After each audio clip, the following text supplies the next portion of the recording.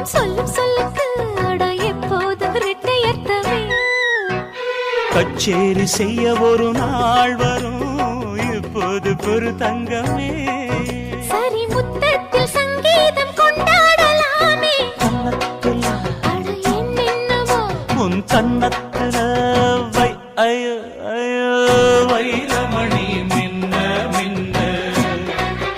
அட என்னென்னவோ செய். செய்தி சொல்லு காதல் பண்ண. ஆடி மாச காத்து வந்து ஆசைப்பட்ட மாமன் வந்தான். கன்னத்தில் அட என்னென்னவோ வண்ண கன்னத்தில்